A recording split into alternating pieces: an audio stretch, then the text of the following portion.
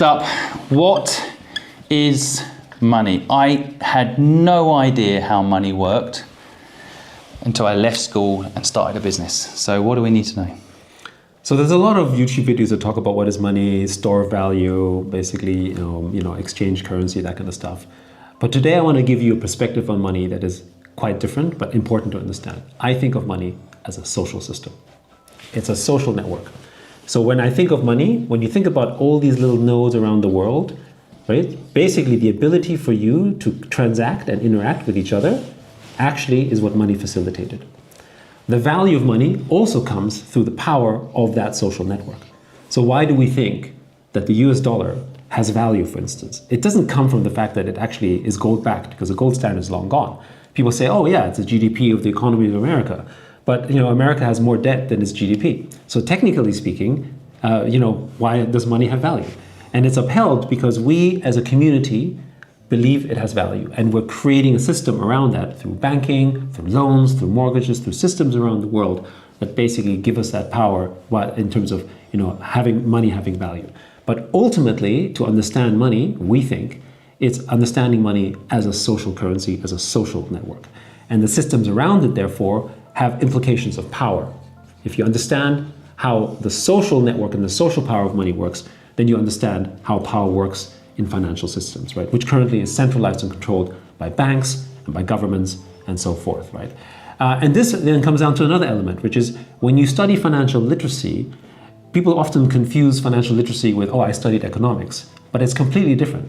Having sort of economical theory about sort of how economics work as a social system, but understanding the role of money in our current world, for instance, is completely not understood.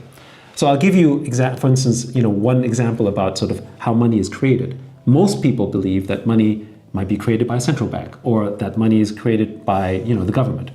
But actually, most of the money today is created by the private banks. And how do they create that money? Basically, if you get a mortgage from a house or something, actually you end up getting a mortgage. They print that money. It's digital money that's printed at a moment in time, which creates an inflation of that cash. And theoretically, you need to pay that back.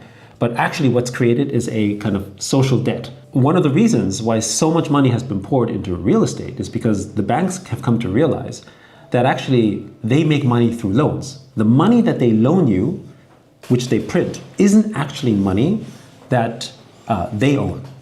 They make money through interest. So this actually makes me a little angry. I feel angry towards the banks when you describe it, because basically it's a bit of a fugazi, isn't it? Like the banks create, the house prices go up, the value of something goes up. They have an incentive for their prices to go up. Yeah. They have an incentive for giving more loans, because the more loans they give, the more interest they can charge, and the interest is their income. Yeah. Right. So when you look at the balance sheet of a bank, actually the money they issue technically sits as a liability. Yeah. Right. And the assets belong to the bank as the pledge of that liability. Right? And so this housing bubble that we've seen over the last decades has really been an incentive system that incentivized banks not to promote small entrepreneurs and businesses because that was more risky, but to actually just continue giving real estate loans because that was technically safe, and basically just continue to charge interest from it. Thereby creating this huge inequity that we have in the world, where if you're landowning, you're great, and if you're not, you're basically fucked, right? Plus, even the landowners are enslaved. They're basically working for the bank. They don't even realise it. The price of the house has been inflated. They're paying huge amounts each month for that house, and they're having to go to work to pay, selling hours most of the time to pay for that thing. This all being created from nothing. Yeah. So money is literally being created from nothing, and I think this is the thing where there used to be the gold standard, where you were supposed to. Yeah, but they got rid of that a long time ago. They got rid of that, Also, by the way, they only got rid of it in the last century. Right. So it wasn't something that was they got rid of thousands of years ago. This was something really just pre-Nixon, where the gold standard. So money today is the first virtual reality that we've all bought into as real, really. I mean, we think it's real. This is most prevalent in Hong Kong, where we're both from, because they actually are a little bit more honest. The banks actually print the money. So each of the banks there, Standard Chartered, HSBC, right. They actually print the money. It says on it. And they have their own design for the money, which is less transparent in places like America or the UK, because it looks like it's come from the government, right? But yeah, and as you say, so when people are listening to this and they've hopefully just blown their mind about how money works, How can they leverage this knowledge? What do you think is my translation, my quick guess is going to be like, well, take control of your network?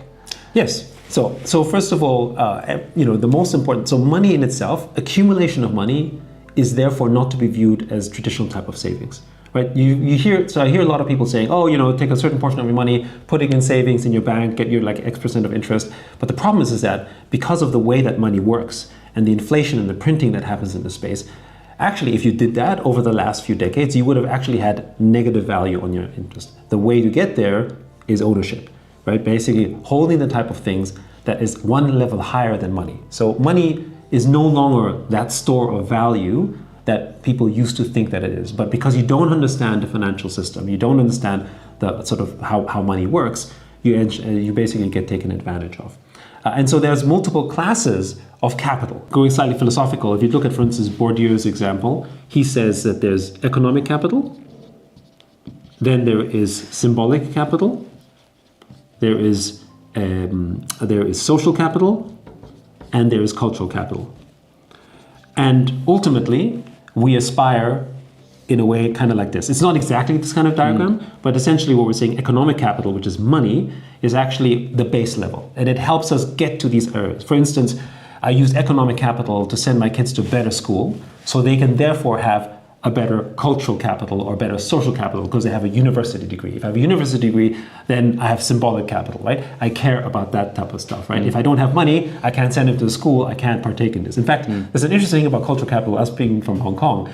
You know how people who speak with a slightly English accent in Hong Kong and basically are Caucasian often get treated better in Hong Kong? That's cultural capital. Right? Yeah, I was an idiot young kid when I went to Hong Kong, but they've let me in meetings to talk about important things. I think because I'm from England, somehow that gives me some weird and an English posh accent or whatever. Maybe if you're in the UK, you wouldn't feel that. Yeah. But it's one of the things. So for instance, even like mannerisms, right? If you know how to behave in a meeting, if you have table manners, if you go somewhere, that's a form of cultural capital. Yeah. But how do you get there? Yeah. Is you get through essentially using money as a way to basically sort of travel through this, right? And this symbolic, social, and cultural capital is actually what's really powerful. So owning real estate, for instance, or owning a house, or owning your business, or being an entrepreneur, having equity in things, actually ways in which you enhance that and then grow that. And these are the areas that actually are not naturally inflatable in the way that money is. Right? So in broad context, I would say that money is a means to an end, and it's a means to an end to these things that matter to us as humans. And we need to invest in ways in which we can grow into these things that we can own, whether this be reputation in cultural sense, ownership in terms of other cultural symbolic assets, for instance. But just saving money is actually not the right answer. If you save money for your kids' education over the last 10 years, it'll be worth less today than what it was 10 years ago, just because of the way it was inflated out. And I think if we follow people who were listening to this, the takeaway I'd probably try to give people is don't make money your top priority. I, for example, think if someone's enjoying what they're doing every day, they're rich. There's plenty of people who've got a lot of money, but they're trapped in working 50 hours a week as a lawyer, for example, and they don't enjoy it. So maybe understanding how money works also makes you realize that it's not a real thing. You need it because that system's set up that you've got no choice right now. You need money to pay for food and pay for rent. But actually, if you kind of restructure this around like making life about enjoying what you do, I think you're already rich because you've got the social capital. Yes. And if you're enjoying your day to day and around people you like, you've got the cultural money. I would argue, for instance, that a sort of well-respected chef in a local community restaurant enjoys much higher status in symbolic, social, and cultural ways than perhaps the banker who makes a big bonus and drives a Ferrari, but who happens to live, in some fancy district somewhere around the world, because of that capital, which is more valuable. And I think that's the respect people look for in the end. They want that type of capital rather than necessarily purely economic. The economic is the means to an end. But you know how hard that expression is.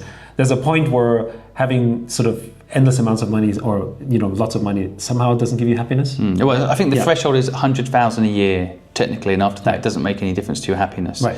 But I want people, as we get further into this video now, we get into the other parts that you need to know. Remember how money works and how actually it shouldn't control you.